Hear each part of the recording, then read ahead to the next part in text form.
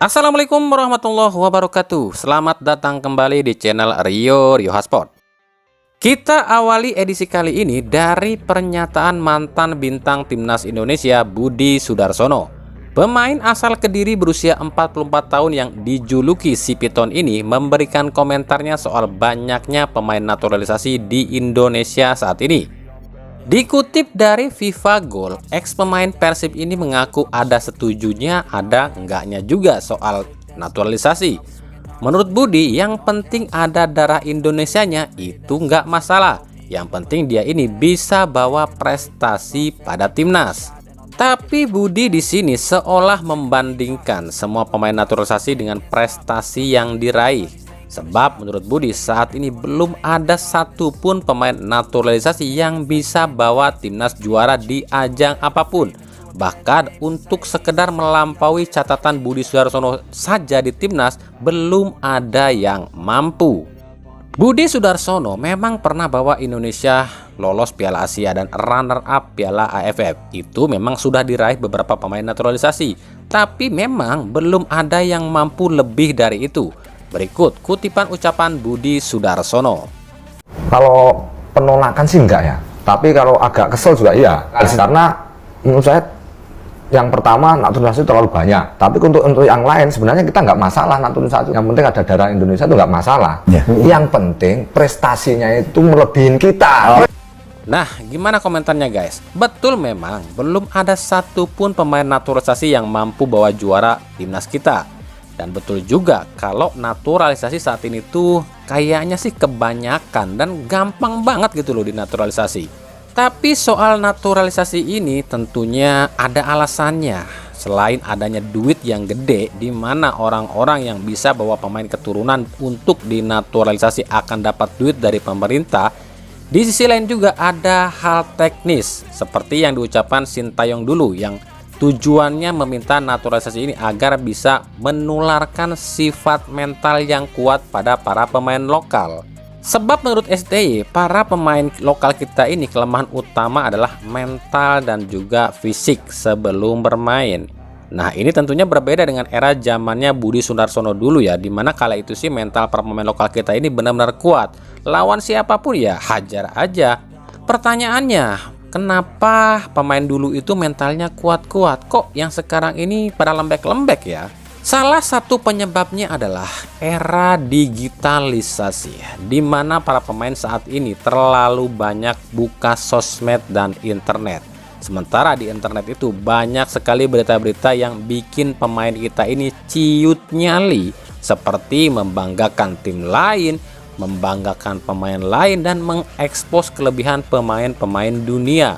Jadi ada mindset di pikiran pemain lokal kita, gila latihannya aja kayak gitu, gimana mainnya, gila ini sih hebat amat ya, berat banget nih lawan mereka, dan berbagai mindset lainnya. Kalau zaman dulu ya pemain itu cuma main, mereka mah nggak tahu siapa yang dilawan, sebab jarang ada berita-berita yang mengekspos soal tim luar dan atau pemain luar. Nah, maka itulah mental para pemain naturalisasi inilah yang dibutuhkan, sebab para pemain naturalisasi ini tuh sudah terbiasa main dengan pemain-pemain luar, jadi mentalnya pun sudah terasa. Tapi ya silahkan nilai sendiri ya.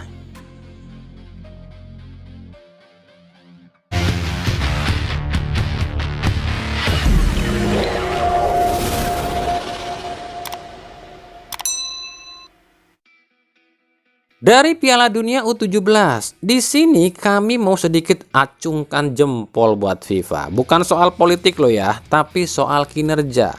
Memang ya segala hal kalau udah dipegang oleh FIFA itu ya bisa jadi beda dengan kualitas lokal kita ya.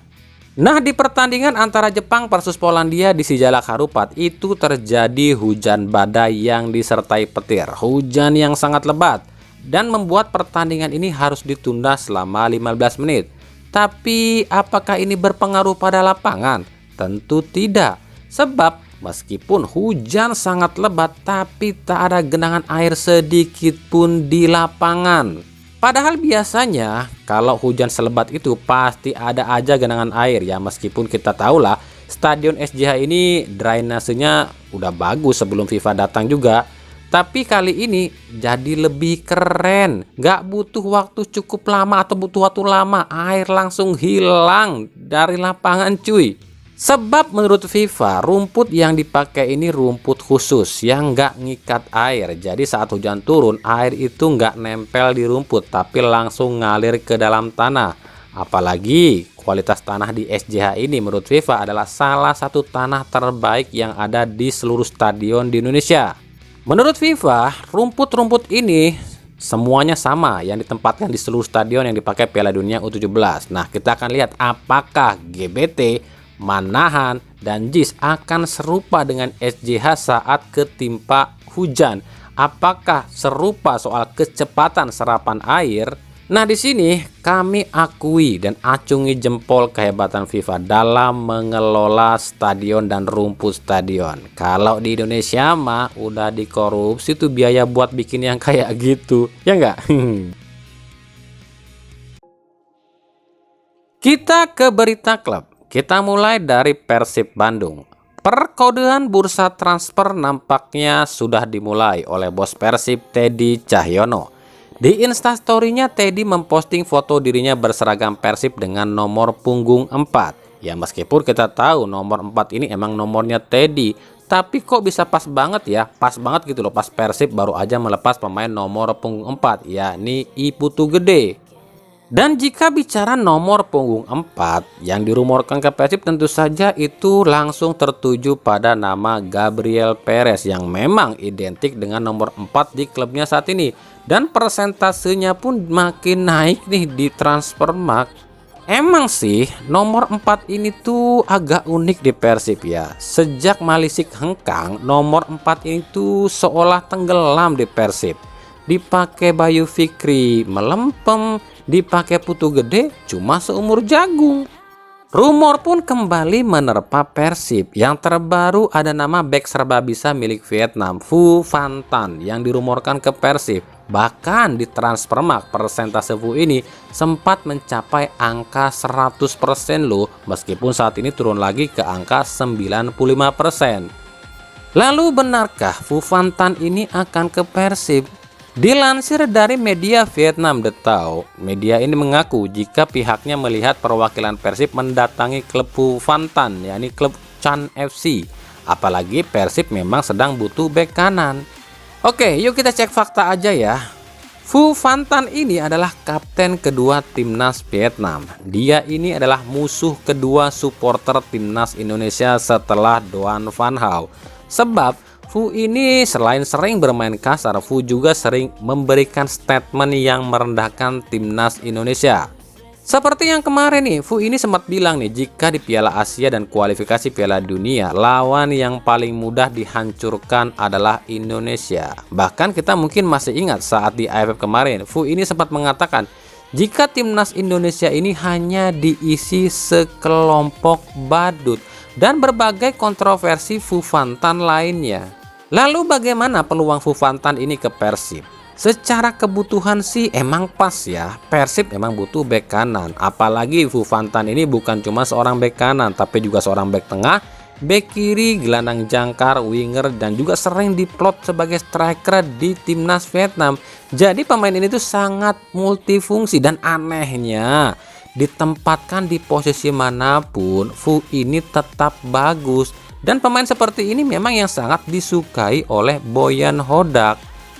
Tapi kesulitannya Persib dapatkan Phu ini adalah yang pertama kontrak. Kontrak Phu ini di klubnya sampai 2025, yang artinya kalau Persib mau nebus Phu ya otomatis Persib harus rogoh kocek yang sangat besar.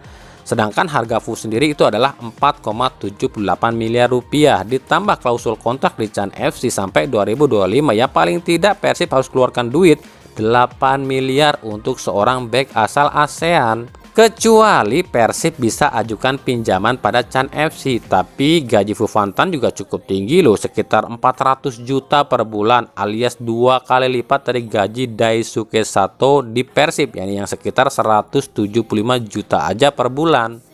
Yang kedua, siapa yang akan dikorbankan? Apakah Sato? Terus kalau Sato ini dikorbankan atau dilepas, mau dipinjamkan ke klub lain atau dilepas permanen?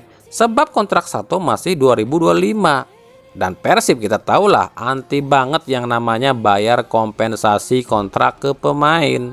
Jadi kesimpulannya, meskipun di Transfermarkt ini persentasenya udah 95%, kami tetap bilang ini masih sebatas rumor. Sebab belum ada tanda-tanda dari kedua belah pihak untuk jalin kerjasama. Fufantan belum follow akun Persib ataupun petinggi Persib, begitupun sebaliknya. Tapi ya itulah Persib, tanpa tanda-tanda tahu-tahu jadi aja, ya kan? Jadi udah paham ya, kami udah jelaskan soalnya. Perez, Asnawi, dan Fufantan emang dibutuhkan oleh Persib. Tapi balik lagi ke persoalan intern manajemen Persib kalau soal itu. Tapi satu hal yang pasti nih, informan kami di Persib cuma bilang iya. Kami pun nggak tahu arti iya ini jadi atau iya ini cuma rumor. Subur, saya tahu nama kamu. Waktumu sudah habis. Lihat muka saya. Oh, what you thought I would quit? Sobor bukan subur.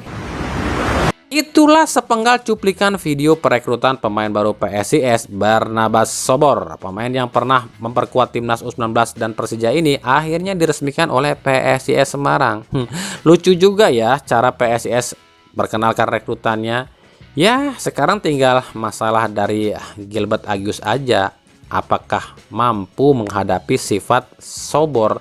Sebab dua pelatih aja udah ampun-ampunan nih hadapi sifat Sobor, yakni STY di timnas dan Thomas Doll di Persija. Apakah Sobor akan berulah lagi nih di PSIS?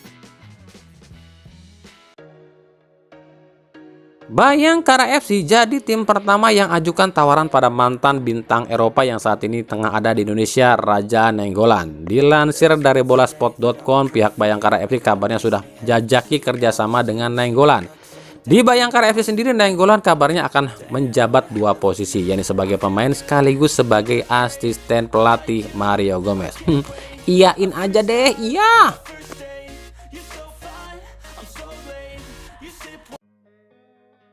Dari Persija Jakarta, sebelumnya kami akan disclaimer dulu ya. Kami nggak bermaksud menjelekkan ataupun menjudutkan tim Persija lo ya.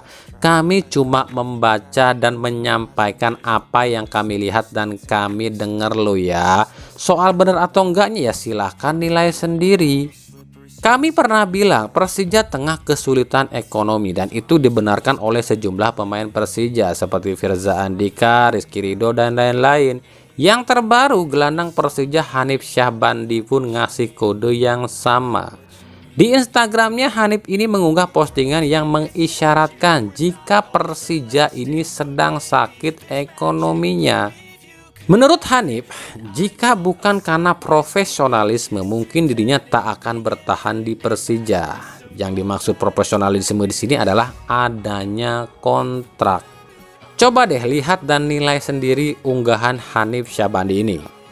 Kawan, jika bukan karena hati dan tanggung jawab, mustahil terus berdiri bertahan memperjuangkan tujuan.